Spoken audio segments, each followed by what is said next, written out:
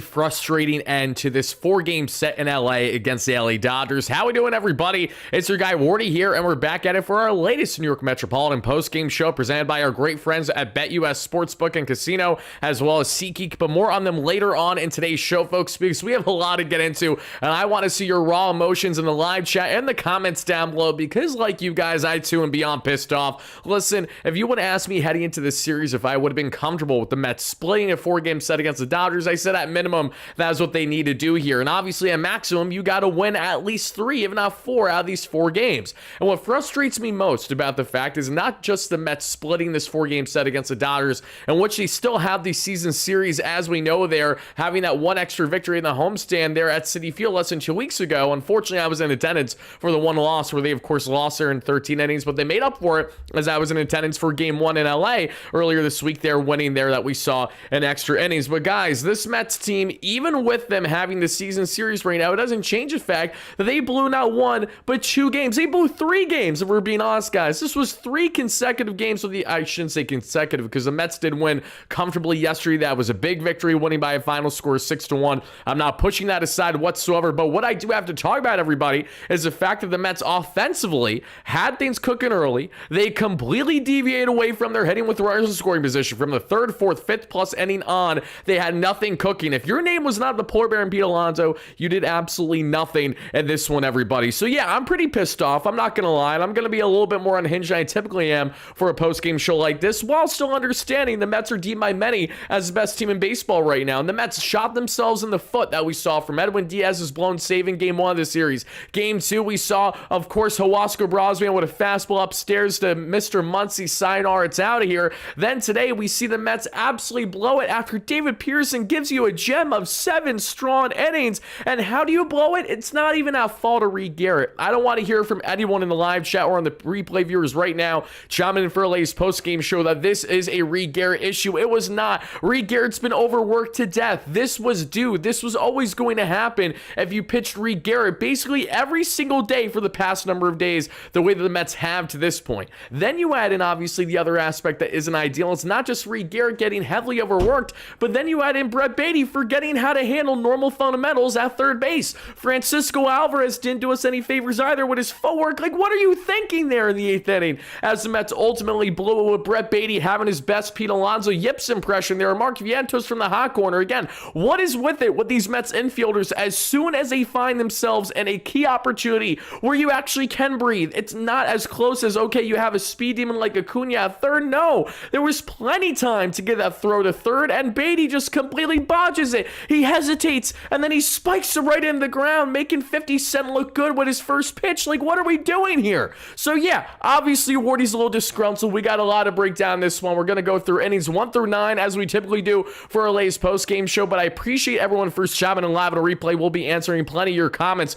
questions, and concerns. I also apologize that Wardy's hair is all over the place today, an absolute mop of a mess. This is what happens when Wardy's stuck in Beverly Hills awaiting his flight home in a little bit here, folks, and that's why I want to make sure I get this post-game out for you guys. We're going to enjoy a little bit of the evening, and then I got to head back there to the East Coast for each and every one of you. But let's do a quick roll call to everyone first shopping and live on a replay, and especially to our replay viewers, please do not hesitate from letting us know all your key reactions in the comments down below, because we're going to break down a lot from this ball game. As I mentioned, everybody, not only are we going to get into breaking down the ball game inning by inning, but we're going to share the context behind how David Peterson went 7 strong for this Mets team. The second time this season, David Peterson faces off against the Dodgers and has himself a very sharp outing, and doing so again didn't start great, but it ain't about how you start, it's about how you finish, and David Peterson was a dog in that category. Reed Garrett, we're going to talk about Reed and what didn't work for him, but how he was absolutely overworked by Carlos Mendoza yet again. And I understand we're limited with our bullpen options, but at the same time, something needs to be had here, and clearly Reed Garrett overworked as hell. Not shocked to see him become a little bit of batting practice and some terrible luck on his side as well.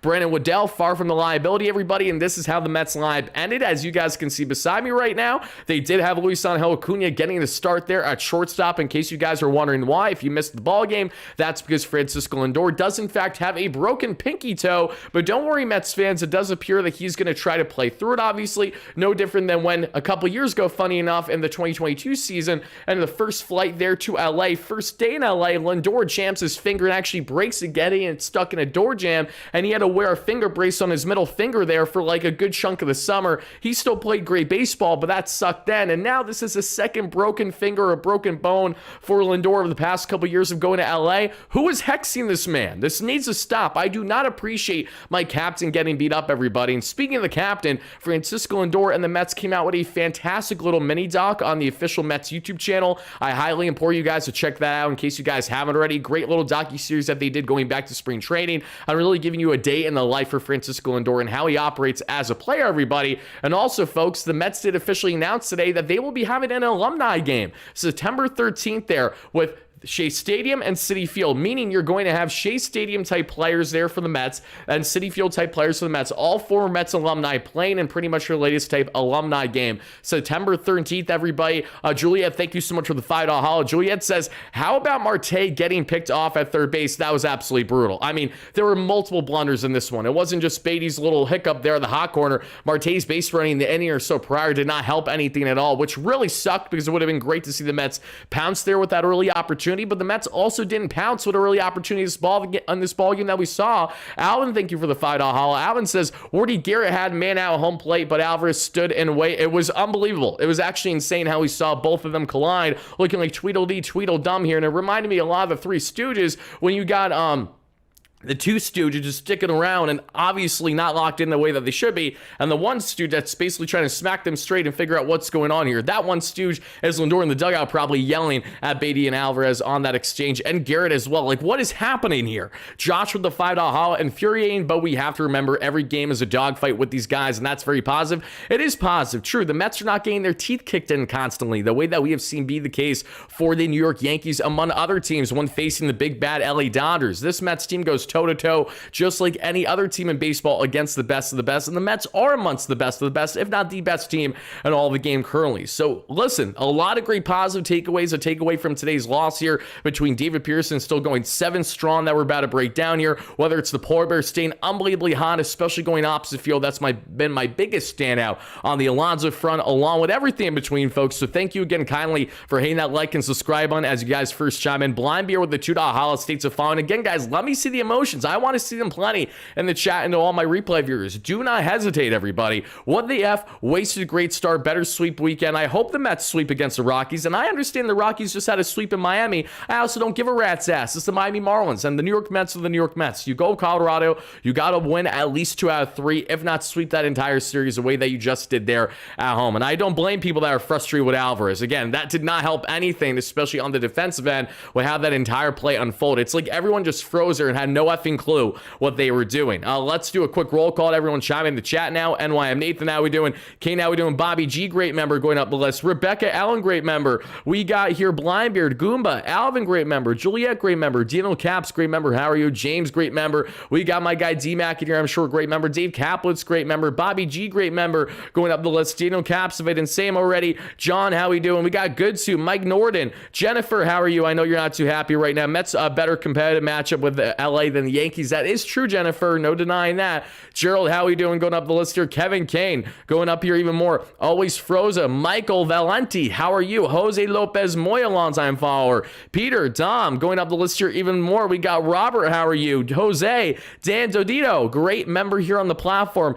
Killa, how we doing? G Money Stacks, Sal Vassallo, how are you? We're going up here. 2 Cats, Ronald Ryan, the Gray Ghost, all you guys, Mad Max, Shaman and live on a replay. I appreciate you guys for our latest New York Metropolitan post-game segment, everybody. And before we get this party started, before we break down everything that you guys need to know from today's ball game, let's give a quick shout out, as always, to our amazing sponsor here at SeatGeek that has you covered when it comes to everything on the ticketing front. SeatGeek, folks, that has you covered over 70,000 active events to choose from, making them the #1 rated ticketing app in the game today for a reason. They have you covered with Mets tickets, comedy show tickets, concert show tickets, you name it, everybody. And the reason why I'm so happy to have SeatGeek as our 162 sponsor, meaning they're going to be here for the entire 162 season here on the WardyNYM platform. It is truly what they've separated themselves from the rest, in my opinion, and that has been without question their grading system. As you guys can see, they have a grading system there on a scale of 1 to 10 there, red to green. If it's in the red, it's more 1 through 5. It's not a good bang for your buck, and you shouldn't see tickets there in the SeatGeek app. If it's more than the 7 through 10 rated and the green, it is a great bang for your buck there, and you guys should hammer those tickets for Mets tickets, concert show tickets, comedy show tickets, whatever you need on the ticket front. SeatGeek has you covered, everybody. everybody. So in case you guys are planning on trying to save some money, head over to SeatGeek by utilizing our promo code link down below in the live show here, and utilize it by clicking it, and it'll be hyperlinked, added to your SeatGeek app if you have it downloaded. Otherwise, you can just utilize promo code WardyNYM for 10% off your next ticket purchase. And shout out to our great friends at SeatGeek for being an amazing sponsor on the platform. Now, as we hop back in this one, everybody, Kevin King with the $10 holla states the following: my biggest takeaway is we're right there with the champs. It took extra innings 2 times for 3 wins, 4-3 on the season against them. Now let's jump on the Rockies again and separate from the Phillies. I wholeheartedly agree, and I think if there's anything that is a good positive to take away from what was still a frustrating series split is without question the fact that we had all these games in our hands, right? The Dodgers had to rally back every single time, and the Mets did a tremendous job on being in every single game here. There was not one game that they were out of it there until the very end of the ballgame. Think about it. The Mets blew it in the 9th inning in back-to-back games in Game 1 and Game 2. Then we saw there in Game 4, which was today, they blow it in the 8th inning.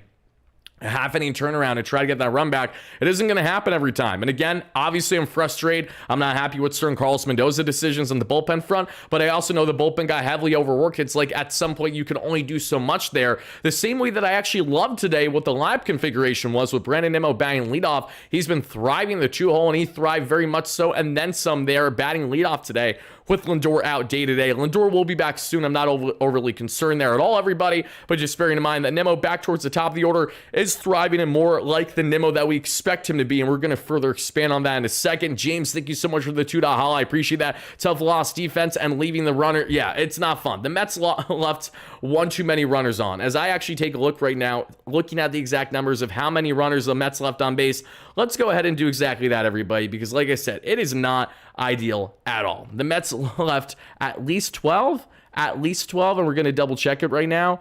That's going to piss me off looking at it. Hit that like and subscribe on as you guys chime in, folks. Help us go to 100 likes for our first short-term goal for our latest New York Metropolitan post-game show that has you covered with a Mets post-game coverage, reaction, analysis, and reacting with you guys in the chat after every single game throughout the course of the 162 here, as well as postseason play. But let's get into this one, everybody, because as we can see here, when looking at the Mets' lack of runner and scoring position approach, again, if you were named Pete Alonso, you were tremendous today. The problem was not everyone else was named Pete Alonso. The Mets went 2 for effing 10 with 13 left on base. Color me shocked they could not get nearly enough going offensively. And if we take a look at specific inning-by-inning breakdown, everybody, the Mets had 2 on, 2 out in the top of the 3rd. Didn't score a run. They had bases loaded with 1 away in the top of the 4th. Didn't score an effing run. They had 2 on, 2 out in the top of the 5th. Didn't score a run. You want to guess what the Mets didn't do in the 6th inning with 2 on, 1 away? And scoring position, mind you, it was scoring an effing run. You see the trend, folks, what has been their demise, their biggest bugaboo all season long to this point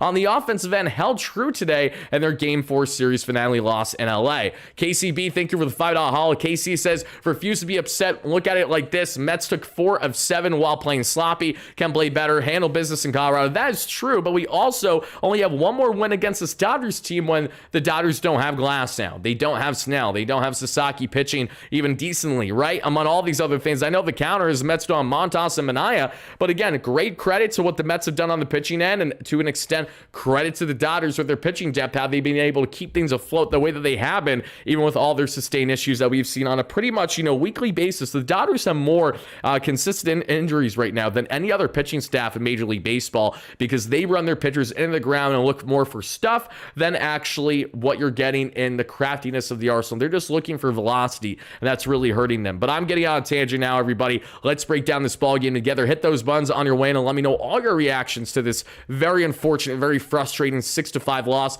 A mix of a Wardy rant and also being a realist, because I can't rant too much still when the Mets are 39-24, the Dodgers 38-25. The Mets are the best team in baseball right now, you could rightfully say. And every game in this series, they were in it. Versus the Dodgers, who had to kind of crawl themselves back into most of said ball games in this 4-game set. As we'd seen in the first inning, everybody, Brandon Nimmo would strike out swinging, Marte with a flyout, and Juan Soto with a flyout, and that did it for a quick first. In the bottom of the first, we would see the Dodgers pounce early on Mr. David Peterson, but when I say pounce, it means that he's going to take care of business against his son, that being Shohei Ohtani, as he strikes him out promptly to begin the ballgame like he does at best. Peterson is such a dynamo against Ohtani, especially one-on-one. It's been such a lopsided affair this far, especially this season. Mookie Betts would get on with a 1-out walk, however, and then then we would see Will Smith ground into a force out, and Tio with a line out ends it there in the first. In the second, everybody, who takes one for a ride that we would see opposite field? And I cannot get over the fact that this man continues to hit opposite field. Yes, that is in fact correct. It's the polar bear, Pete Alonso. Pete rips his 15th home run this season, his 54th RBI of the year, and now he's just one home run shy of being right up there with David Wright there for second on the all-time list, and then he's trailing just Darryl Strawberry, two players that he will inevitably pass this season and become the true #1 most home runs in Mets franchise history there for the polar bear and Pete Alonso. But Pete, and guys, I cannot get over the fact that he is consistently heading for opposite field. You guys know I've been preaching this going back to his massive 2022 season, that since then I've been dying to see more of that Alonso approach, going for poking opposite field, going for power opposite field, gap-to-gap ability, home run ability, and he takes knack without a problem. 408 feet, 110 miles per hour, and a 24-degree launch angle. Of course, your guy Wardy's going to be pumped up about that, so I definitely want to hear, how are you guys feeling after the Mets had themselves that early lead, and did you think it was going to stay that way, or did you think that obviously with the Dodgers, it's never say die until the final out? That's the category I found myself in. Dave, thank you so much for the $5 haul. Dave says, say it everyone, trade for Shailene Alers. Alvarez to Sacramento. His hitting stinks. Alvarez is 23. We need to stop writing him off so soon. When again, Adley Rutschman didn't make his MLB debut until the age of 24. For context, Alvarez isn't even that yet, everybody. I understand the frustration with Adley, but he's not going anywhere right now, no matter how much a fan might want to initially overreact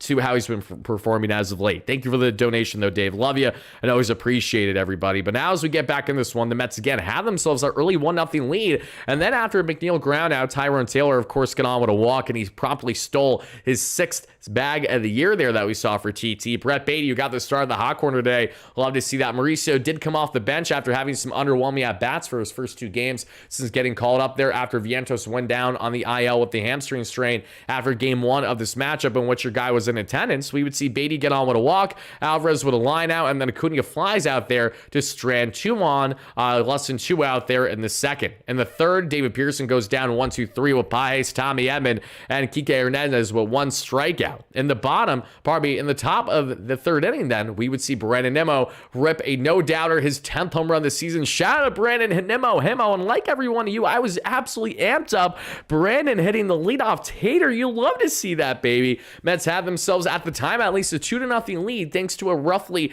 392-foot bomb, 101 on the exit velo there, 33-degree launch angle for Mr. Brandon Nimmo, who got all that one there to dead center. And then right afterwards, who gets a meatball as well that he rips without a problem? It's going to be star-studded Starling Marte, gets a 4-seam fastball. I'm sorry, when you're throwing 92 middle, what do you think's going to happen? Even Marte is going to eat that for breakfast. The way that he did there, batting in the 2-hole today at DH. Marte gives the Mets an early 3-0 lead, second time over the past week or week and a half or so. The Mets went back-to-back on their home run accolades. Love to see that, everybody. And they're up 3 then with Alonso getting on with a one-out hit by pitch. McNeil gets on with a walk. Tyrone Taylor then loads the bases with a single, everybody. And Brett Beatty would drive in the Mets' 4th run of the ball game. Again, the Mets were up 4-0 this ball game. They completely blew this ball game. They had it in the bag, and they sadly let the cat get out of said bag, if you get what I'm trying to say here. Beatty with a sac fly made it 4-0 New York Metropolitans. Then Alvarez with a flyout sadly did it there for the inning.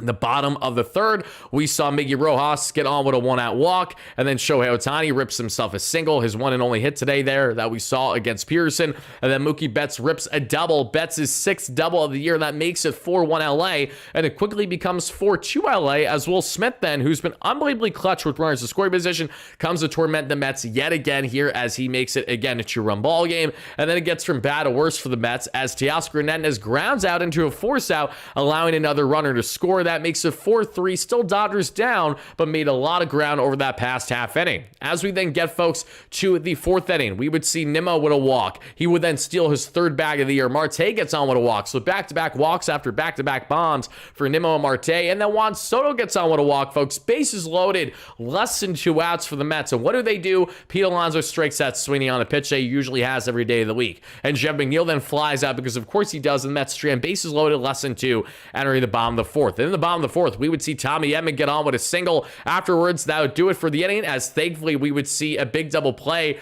turned there from Acuna to McNeil to Alonso, started with Kike Hernandez, and Conforto grounds out to end it for the inning. In the 5th inning, then, folks, we saw Brett Baty get on there with a little bit of a bunt single. Then we see Alvarez gets, unfortunately, it's a force out there. And then Acuna gets on with a single. Luis Angel Acuna thriving to start today at shortstop. We'll take that. And speaking of shortstop, everybody, Carlos Mendoza did make note that the Mets may give Ryan Mauricio some looks at short, depending on the severity of Lindor and how the next couple days go for him. Nimmo, though, a line out that we saw there, everybody. And that did it, unfortunately, for the inning. Mets strand 2 on, 2 out there. Another inning where you see the trend, everybody. They have runners on and they could just do nothing with it. This was their ultimate demise. We can sit here and nitpick how frustrating that game was towards the end with Baty, Alvarez, and Garrett every single day of the week, but it still does fall on the Mets' complete lack of situational hitting with runners in scoring position. Pete Alonso has been the most valuable, most clutch player outside of Lindor so far this season. It makes sense that a guy like Alonso has been thriving in these high leverage spots,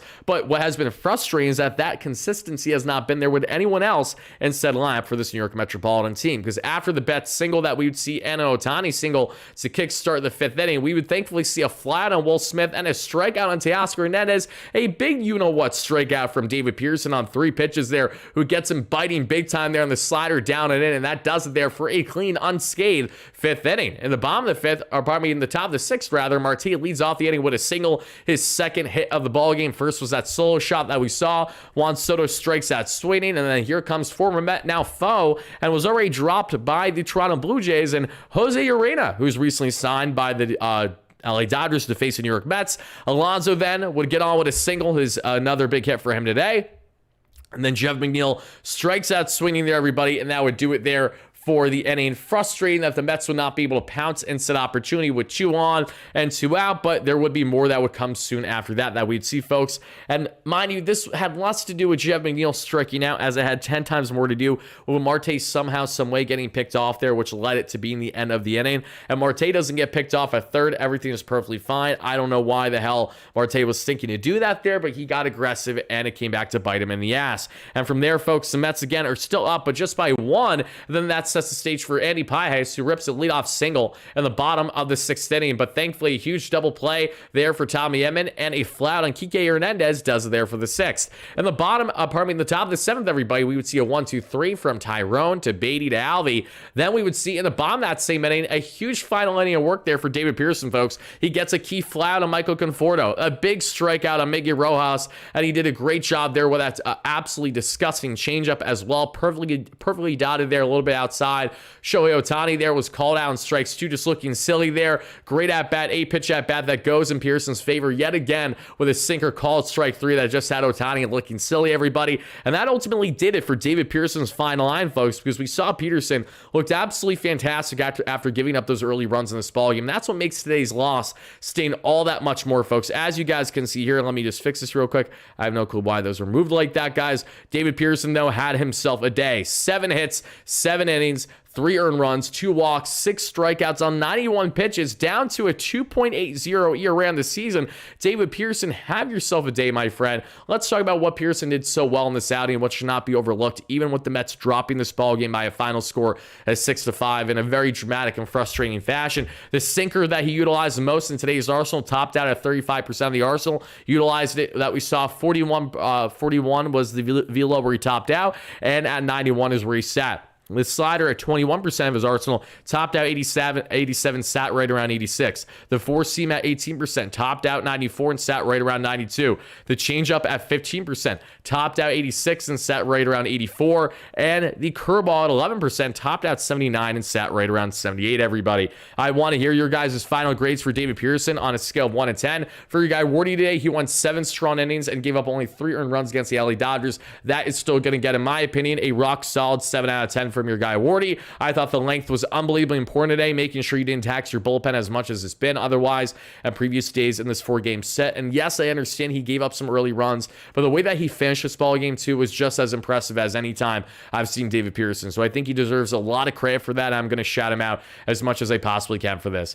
These are the type of losses that give you indigestion. Many losses give you indigestion as a Mets fan, but certainly ones against the LA Dodgers like this, you're not going to help anything whatsoever. But yeah, I'm going 7 out of 10 for my guy David Peterson here, folks, and you guys can let me know in the live chat in the comments down below on replay, how would you grade David Peterson's final line here and everything in between, folks? Thank you guys so much for doing exactly that, because As we hop back this slide, let's break down more of this ball game leading to the very unfortunate loss, because we would see then in the 8th inning, Starling Marte rips himself a 2-out double, his 4th of the year, and then naturally, Jose Urena is going to intentionally walk Juan Soto. And imagine being so thick-headed, especially a former Met this season who clearly didn't pay attention when he was here with the Mets, to how good Alonso is, that you're really going to intentionally walk Soto to face Alonso, who has been the most clutch hitter with runners in scoring position for the Mets this season. Tell me you don't know ball without telling me you don't know ball, because Alonso would, of course, greet Jose Urena brutally, his former teammate, now foe, and that would make it 5-3 New York Metropolitan lead. I'm getting giddy, I'm getting gassed up, and I'm feeling that the Mets are going to win this ball game, baby, and take 3 out of 4 in LA, and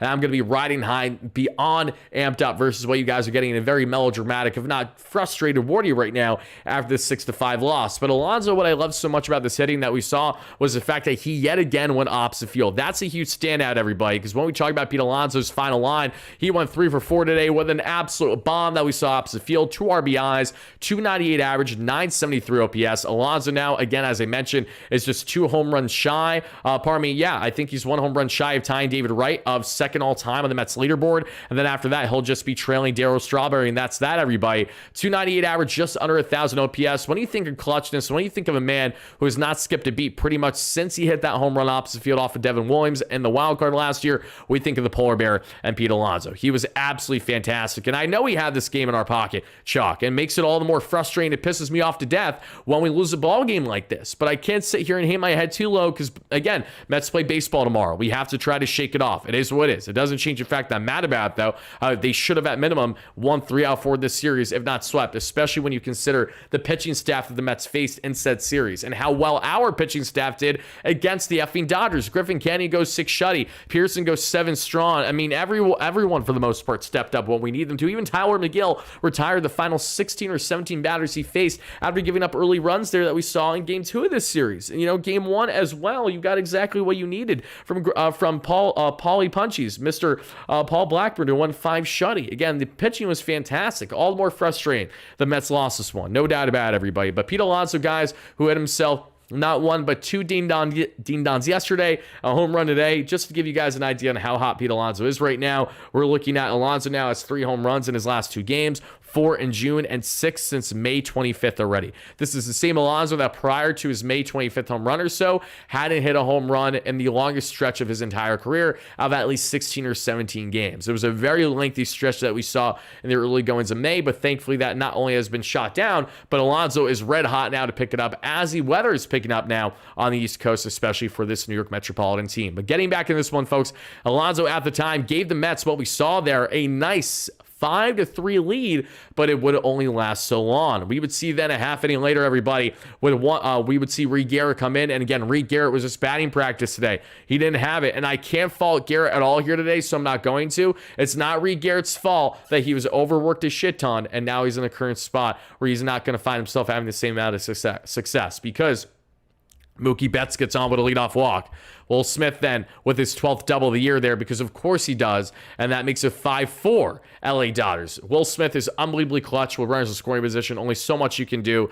And then Teoscar Hernandez flies out, and then the Andy Pages reaches on fielder's choice, and that ties the ball game because Brett Beatty, as we said, had the biggest defensive blunder imaginable there at the hot corner, hesitated too long, spiked the throw. Alvarez was in terrible positioning as well with his footwork. Reed Garrett could have made that play if he really tried, at least on the pick. No one had an effing clue what they were doing. Tweedledee, Tweedledum, and this ball game is tied. And then to add insult to injury, we would see before this inning ends, of course, the former New York Metropolitan, the man batting $170 this year, the man who I love with the Mets, and I still do like the guy, but today he pissed me off naturally. And that's Michael Conforto, as Conforto ripped an RBI single for LA to give them that ultimate 6-5 lead, and they go on to win this one by a final score of 6-5, everybody, because we would see the Mets go down from a Tyrone Taylor swinging strike. Brett Beatty called down strikes, which was frustrating. Alvarez somehow, some way gets on with the 2-out single in the 9th inning, but not before then. We would see Luis Angel Acuna fly out, and that does it for said ball game. And Acuna did grind out that at bat a little bit more than I was kind of expecting to against Tanner Scott.